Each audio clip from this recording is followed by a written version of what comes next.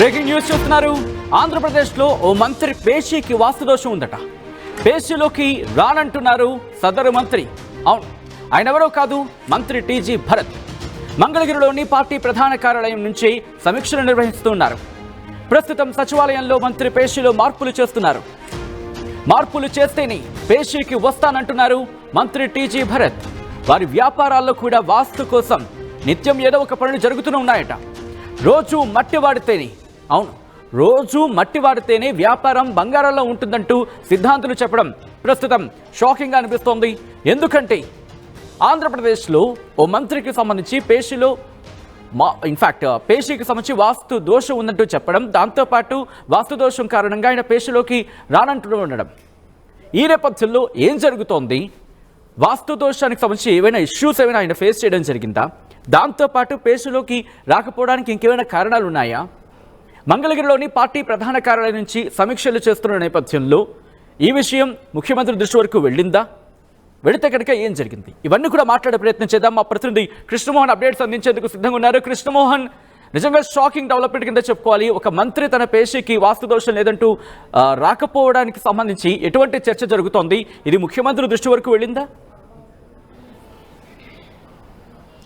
Yes సత్యన్న, మొత్తం మీద అయితే ఇప్పుడు ఏదైతే మంత్రి వాస్తు దోషంతో దాదాపుగా సెక్రటరీకి రాకుండా మానుకుంటున్నారో, అంటే ఎప్పుడైతే కేవలం ఈ మంత్రి సదరు మంత్రి కేవలం క్యాబినెట్ జరిగిన రోజు మాత్రమే వస్తున్నారు, ఆయన తన పేషీలు అడుగుపెట్టి ఎక్కువసేపు ఉండకుండా ఆ పేషీ నుంచి కూడా వెళ్ళిపోయే పరిస్థితి అయితే మనం చూస్తున్నాం. అయితే మా మంత్రి టీజీ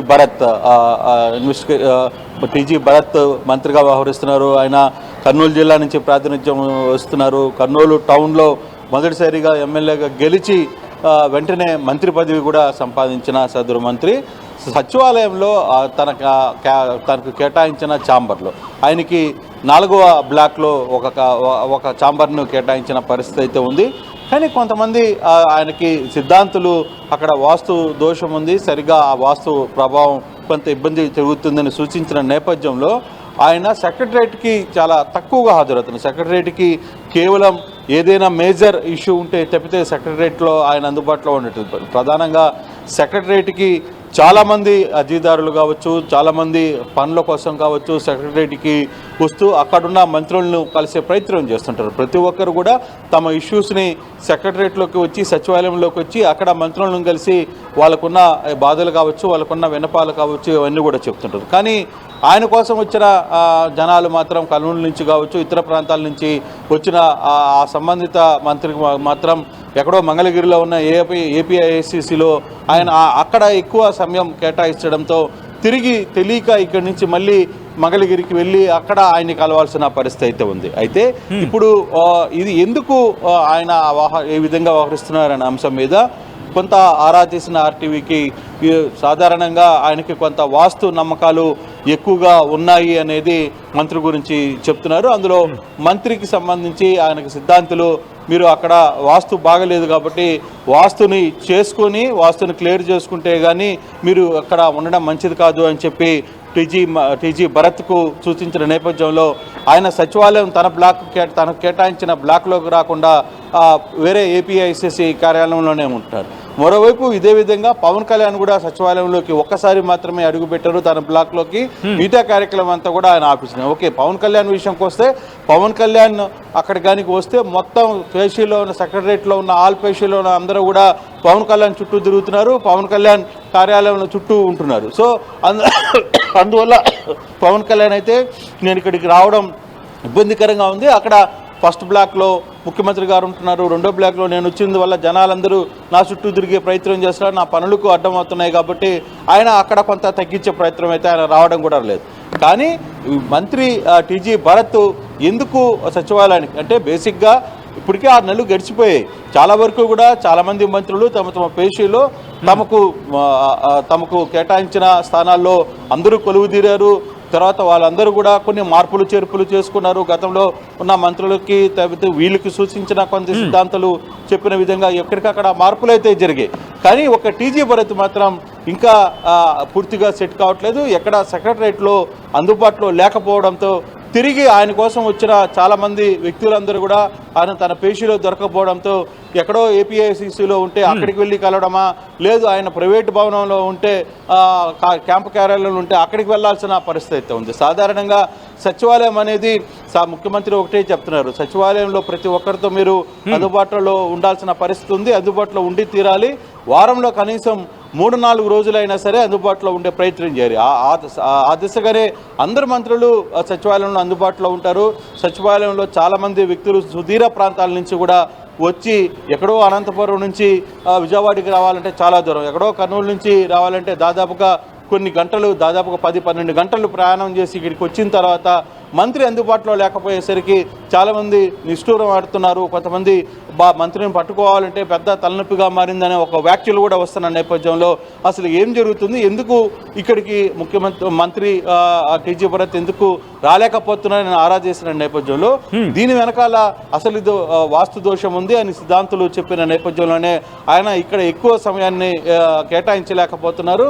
ఎక్కువ సమయం ఏపీఐసిసిలోనే కేటాయిస్తున్న పరిస్థితి. అక్కడ తన ఛాంబర్ని ఏర్పాటు చేసుకుని ఆ కార్యాలయంలోనే ఎక్కువసేపు అక్కడ ఉండడం వల్ల అక్కడ ఎవరైతే ఈయన్ని కలవడానికి వచ్చిన బాధితులు కావచ్చు, లేకపోతే రిప్రజెంటేషన్ ఇచ్చేవాళ్ళు కావచ్చు, సుదూర ప్రాంతాల నుంచి వచ్చే వ్యవహారాలు కావచ్చు, అయితే కేవలం అంటే చంద్రబాబు ఉంటున్న బ్లాక్ 1లో మాత్రమే ఏదైతే రివ్యూస్ ఉంటాయో ఆ రివ్యూస్కి అక్కడికి ఆయన అటెండ్ అవుతున్నారు.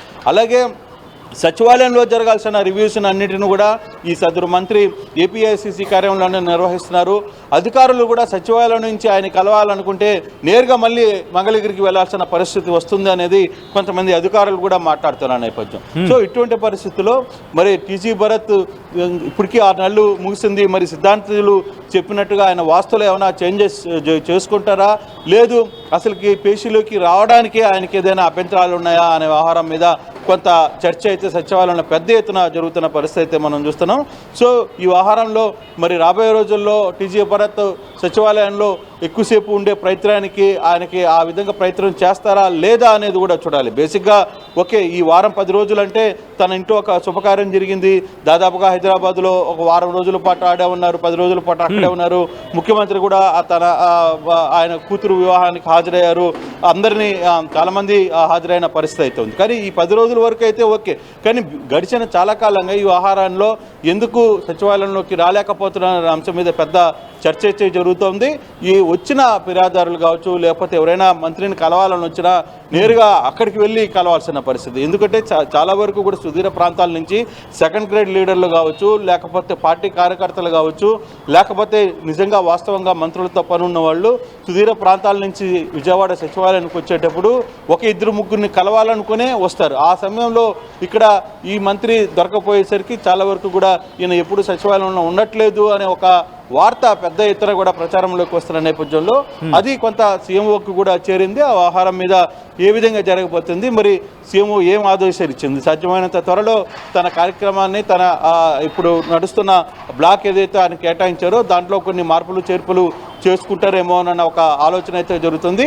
బహుశా సిద్ధాంతకర్తలు చెప్పిన ఆయనకి చెప్పే వాస్తు ఎవరైతే ఉంటారో నిపుణులు ఉంటారో వాళ్ళ ఏం సూచించారో కొంత చూడాల్సిన పరిస్థితి అవుతుంది. బహుశా పండగ తర్వాత ఈ కార్యక్రమాలన్నీ కూడా కొంత చేంజ్ చేసుకుంటారా లేదా అనేది చూడాల్సిన పరిస్థితి కనబడుతుంది. సచిన్ రైట్ కృష్ణమోహన్, మొత్తంగా అయితే మాత్రం ఆంధ్రప్రదేశ్లో ఓ మంత్రి పేషీకి వాస్తు దోషం అంటూ పెద్ద ఎత్తున ఇప్పుడు చర్చ జరుగుతోంది.